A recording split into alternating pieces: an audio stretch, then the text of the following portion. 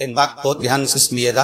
विवाह शादी संतान प्राप्ति, विवाह के बाद में विवाह या किसी नए कार्य के लिए आगे बढ़ रहे हैं और उसमें अड़चन आ रही, किसी ज्योतिषाचार्य के पास जाकर पूछना तो बता देगा या तो मंगल या शनि कुछ ना कुछ कोई ना कोई पूर्व ग्रह का तकलीफ दे रहा।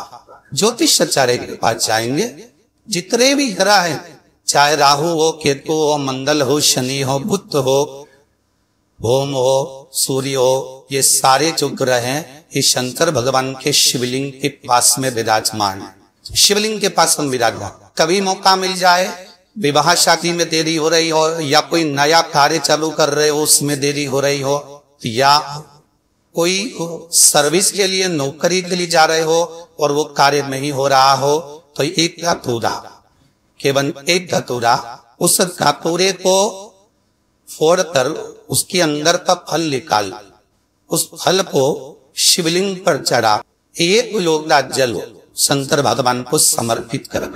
दिन होना चाहिए मंगलवार। कौन सा दिन होना चाहिए? जम के बोलो जरा, मंगलवार समर्पित करो। उसके बाद में विवाह के लिए अगर समर्पित करे हैं तो विवाह में देरी नहीं होगी।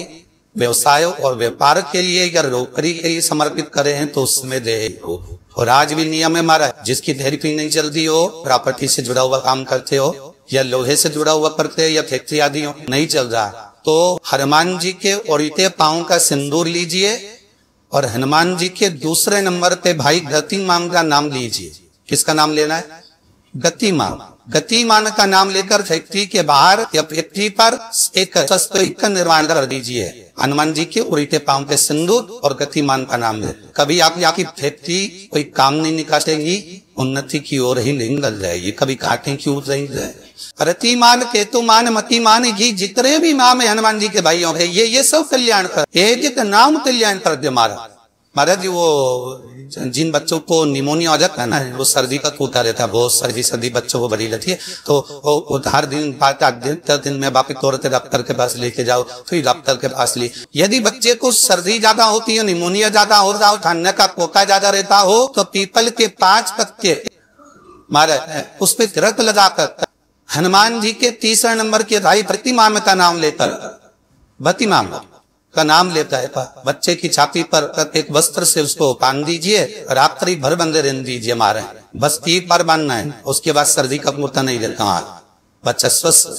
हनुमान नहीं, महाराज नहीं, जितने भी भाई है सबका आनंद शुभ चरणारविंद का सुख दे वाला। शरीर में कहीं पर भी अगर आंख पड़ जाए, कोई गठान अगर शरीर के अंदर आ जाती है, तो कुंदकेश्वर भगवान शंकर का स्मरण कर कर तांबे के लोटे में पानी भरो, आज पीपल के पत्ते डाल दो, कुंदकेश्वर महादेव का नाम लेकर शंकर भगवान को समर्पित करिए मंदिर में।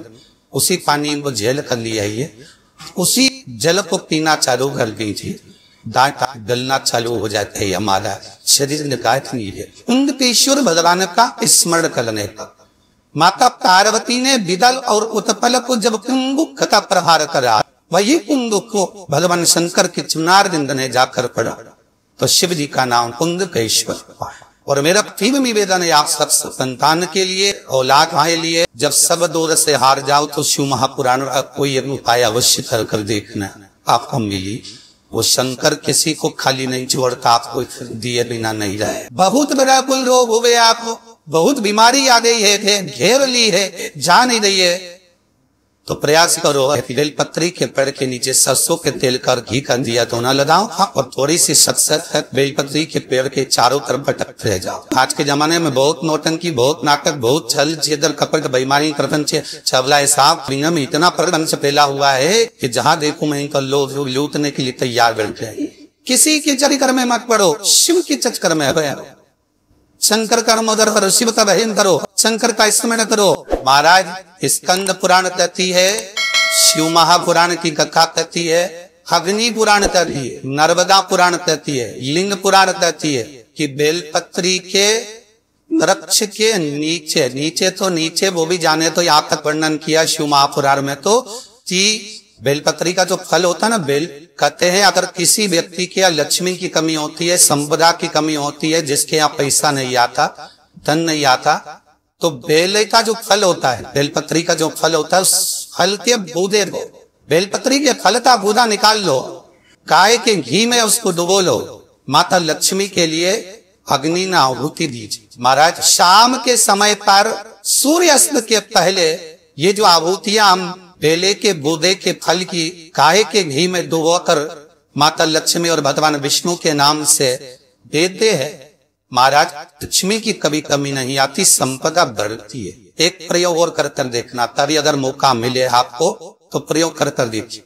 लिंग पुराण के अंदर लिखा हुआ है, शिव पुराण में, लिंग पुराण में और स्कंद पुराण में कहा गया है कि अगर किसी ने बेले के फल को, बेले के फल का अगर थोड़ा सा भी गुर्दा पाया है, बेले के फल को खाया हो या बेल का रस पिया हो या बेल के फल का जूस पिया हो, अगर वो व्यक्ति का अनायास किसी कारणवश प्राण भी छोड़ रहे हो, तो शिव महापुराण की कथा कहती है कि 27 दिन तक वो बेल के फल का रस उसके नस नस में रहता है, तो उस व्यक्ति को यम नहीं छूते, वो कैलाश पर निवास करता है। मर भी जाता है तो अधोगति में नहीं पड़ता, नरक नहीं भोगता, वो वैकुंठ का पद का कामी हुई, वैकुंठ का निवास।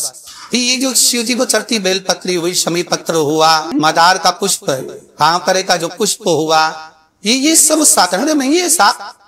शंकर का एक एक गुण तत्व ग्रहण करने वाले, शंकर का अनुमोदन करने वाली, शिव को एक एक वस्तु से चढ़ने वाली साधारण नहीं। महाराज हम तो आपसे निवेदन पहले की तरह आश्चर्य करते, मान लो आपको ऐसा लगता है कि घर में बीमारी आ ज्यादा घेर रही है, तो एक बेल का टुकड़ा, बेले का फल का एक टुकड़ा अपने ही घर में कहीं पर भी कटोरी में रख दीजिए, शिव का स्मरण। अगर थोड़ा बहुत रोग आ गया निकल जाएगा, पर बड़ी बीमारी पर कोई फंस नहीं पाएगी, ज्यादा जनहानि नहीं हुई। हिंदू धर्म में आज भी रींजी है, जब कोई व्यक्ति मरता था उसको कंधे पर लेकर जाते थे, तो ले जाने के बाद में बीच राह में एक स्थान ऐसा आता था जहां पर अर्थी को उतारते थे, विश्राम स्थल पर उस अर्थी को उतारा जाता था।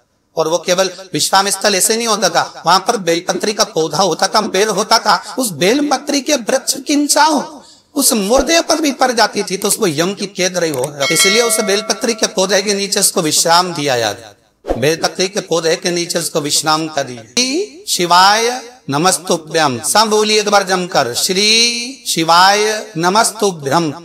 कर जरूर करा, ऐसी और वाला हमारा झूठ तो नहीं बोल रहा, शास्त्रों की बातें हमारे जीवन में हमें सुख प्रदान करें, इसलिए इस भाव का आनंद करते हुए आज की तरह वो विराम देते हैं।